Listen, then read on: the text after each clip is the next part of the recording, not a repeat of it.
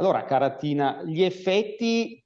di ciò che in termini di collegio provinciale avete prodotto in questi ultimi anni e quindi la crescita dell'associazione e sicuramente una crescita di natura culturale e di mentalità, gli aspetti istituzionali, quindi i fatti che, come già raccontato, sotto il profilo mediatico sono molto importanti. E quindi tutto questo aspetto messo insieme, a tuo avviso,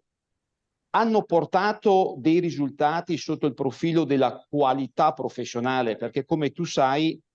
è fondamentale sì parlare di tanti aspetti in termini di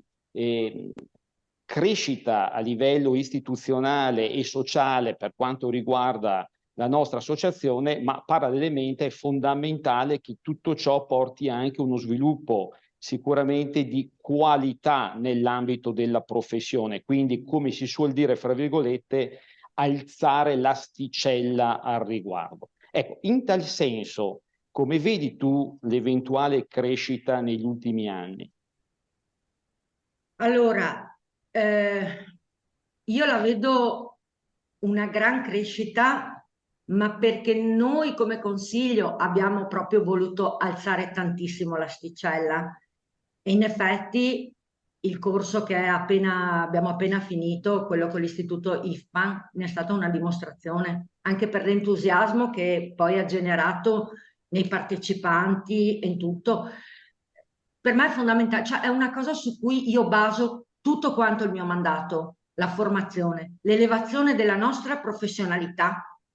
perché ricordiamoci che nell'acronimo della FIAIP c'è la P di professionalità,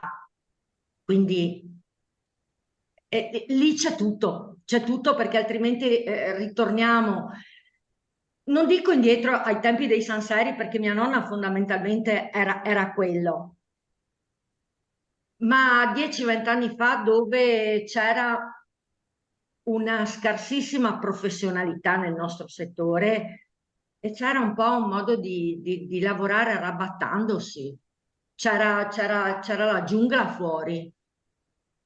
Poi per fortuna certe leggi, certe normative hanno regolarizzato la nostra attività e la formazione sarà solo l'unica cosa che ci può portare ad un livello più alto.